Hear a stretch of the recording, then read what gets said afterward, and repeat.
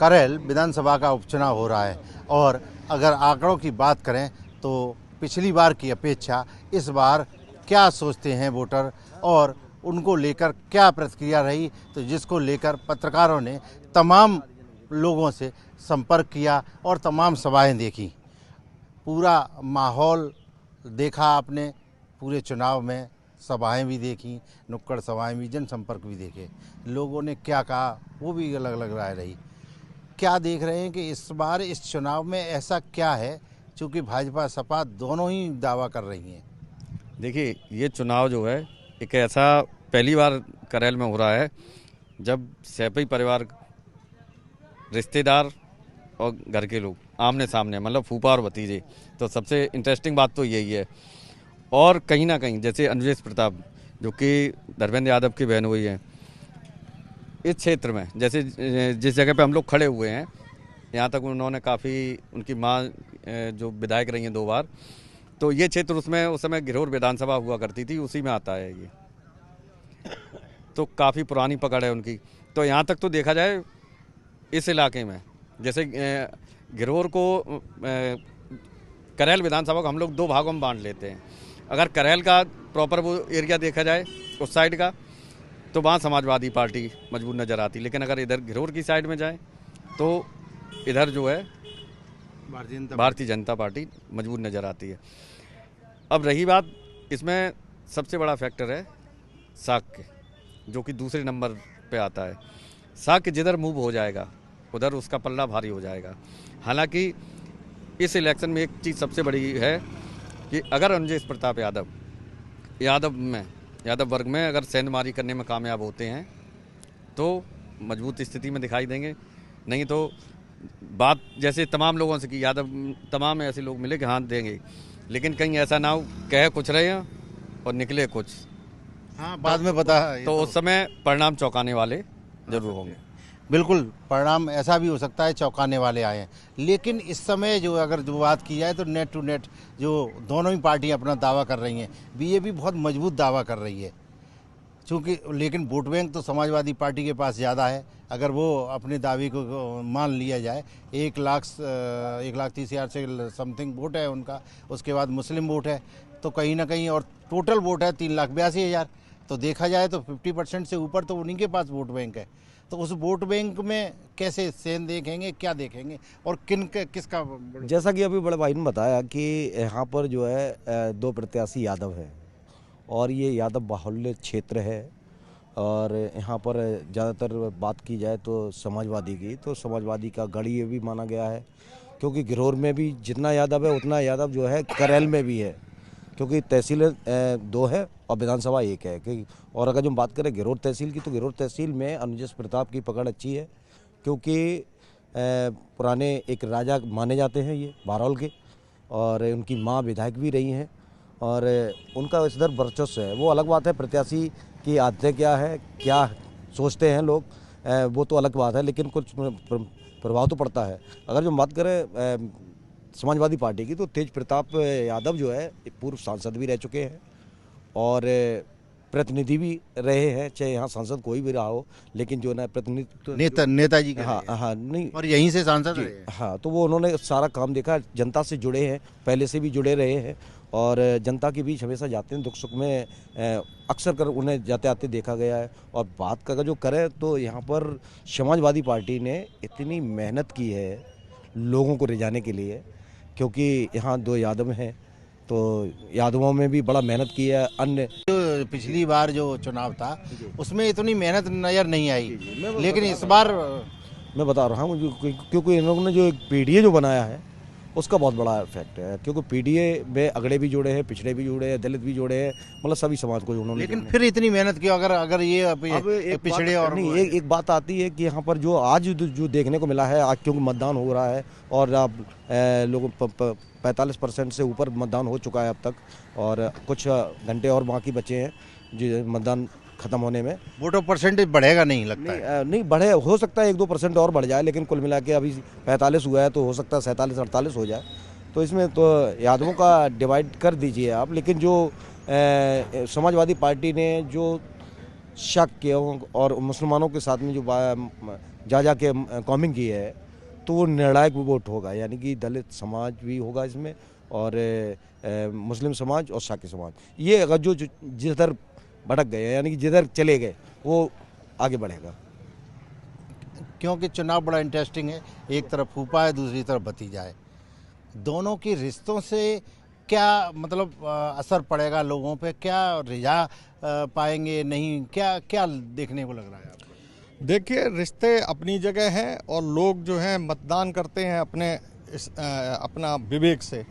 तो अब ये मतदान का जो असर है वो भाजपा सत्ताधारी पार्टी है, सत्ता में है, और भाजपा ने जो भी असर डाला है यहाँ की जनता पर, उसके आधार पर भाजपा को वोट मिलेगा। और समाजवादी पार्टी चूँकि अपोजिशन में है और उनका गढ़ है, तो संभवतः उनको वोट ज़्यादा मिलेगा और उम्मीद है कि भाजपा से बाजी समाजवादी पार्टी मार सकती है। अच्छा, एक खास बात कि जब चुनाव होता है, जो मुद्दे होते हैं, जो बेसिक मुद्दे हैं यहाँ के, चाहे सड़क हो, चाहे पानी हो, चाहे बिजली हो, चाहे अन्य समस्याएं हो, किसानों की हो, खाद पानी बिजली, ये सब चीज़ें किसानों की, क्या उन मुद्दों पे इस बार कोई चर्चा देखी गई चुनाव में? देखिए, इन मुद्दों पर छोटी छोटी बातें हैं, इन पे तो चर्चाएं होती रहती हैं, लेकिन अगर देखा जाए तो मैनपुरी का सबसे बड़ा जो मुद्दा है वो एक यहाँ उद्योग का है। जो माननीय मुलायम सिंह यादव जब थे, उस समय देवीगौड़ा जो प्रधानमंत्री बने थे, उस समय से यहाँ एक चीनी मिल की बात चल रही थी और तब से लेकर के चीनी मिल तो नहीं लग पाई, उसके बाद एक उद्योग की बात चली है, लेकिन आज तक किसी भी दल ने यहाँ पर कोई ऐसा उद्योग स्थापित नहीं किया है मैनपुरी में। जो वही तो मैं कहना चाह रहा हूँ कि क्या जो है, चाहे वो समाजवादी पार्टी के मंच पर हो, चाहे भाजपा के, दोनों के बड़े बड़े नेता आए, उधर से अखिलेश यादव आए, इधर से मुख्यमंत्री खुद आए, तो मतलब ये इस तरीके की कोई बात लोगों में या उसमें से एक संदेश देने की कोशिश की गई क्या? ऐसा तो कुछ देखने को नहीं मिला है। जनता बस सड़क पानी बिजली में ही खुश हो जाती है और खाद में खुश हो जाती है, लेकिन यहाँ की जनता अधिकांश जो है जाति पर वोट पड़ता है। उत्तर प्रदेश में जैसे कि जाति का हमेशा पलड़ा जो है भारी रहता है और यादव जो बाहुल क्षेत्र होने के कारण उनका जो है मतदाता ज़्यादा है और इसी का वहाँ के लोगों को जो है फ़ायदा मिलता है और इसलिए जो है अन्य कोई समीकरण जो है सही से सटीक बैठ नहीं पाते। बिल्कुल, जातिगत, अगर जातिगत वोट की बात करें तो सबसे ज़्यादा समाजवादी पार्टी मजबूत है। क्या लगता है कि इन जातिगत में इसमें कैसे बीजेपी ने सेंध लगा पाएगी? बात करें तो सबसे बड़ी बात है दोनों ही प्रत्याशी यादव हैं और दोनों ही आपस में रिश्तेदार हैं, तो सबसे बड़ी बात है यादव जो 1.5 लाख यादव वोटर्स है उसमें कहीं ना कहीं बबलू जो अनिलेश प्रताप यादव है, उनको बबलू कहते हैं, वो कहीं ना कहीं सेंधमारी जरूर करेंगे यादवों में। जब यादवों में सेंधमारी करेंगे तो कोर वोटर कहा जाता है साकी को बीजेपी का, तो उनको उससे भी लाभ मिलेगा। तो ऐसा नहीं है कि लड़ाई एक तरफा है, कहीं ना कहीं भारतीय जनता पार्टी भी अपनी सही स्थिति में है इस समय, लेकिन बहुत ज़्यादा सही स्थिति नहीं है। लगभग ऐसा कह सकते हैं आप 35-65 का रेशियो कह सकते हैं या 40-60 का रेशियो कह सकते हैं। भारतीय जनता पार्टी भी अपनी जगह ठीक चल रही है अभी भी।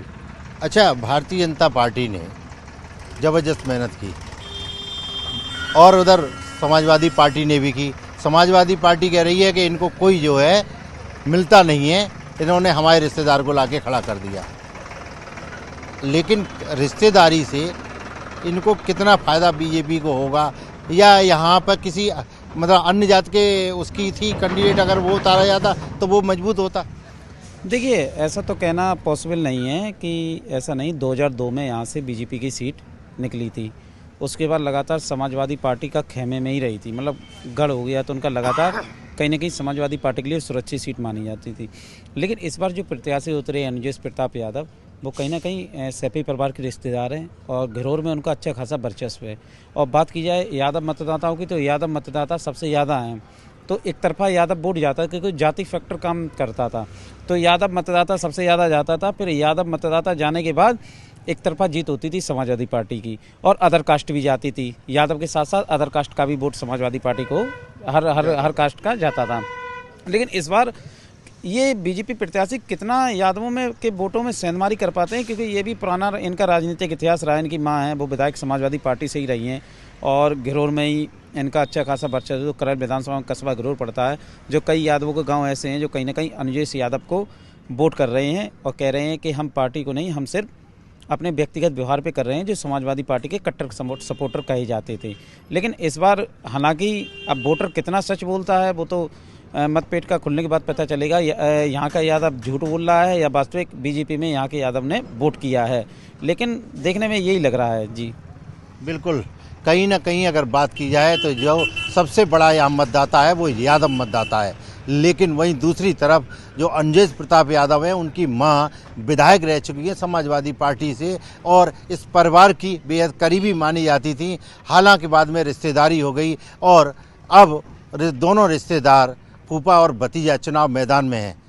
लेकिन ये वक्त बताएगा कि आखिर कौन विजयी हुआ। लेकिन दोनों पार्टियां अपनी अपनी ताकत पूरी लगाए हुए हैं। साथ ही समाजवादी पार्टी अपने कोर वोटर पर, जो उनका मूल वोटर है, उसको लेकर दाव लगाया है और दावा भी कर रही हैं कि एक बड़ी जीत हमारी होगी।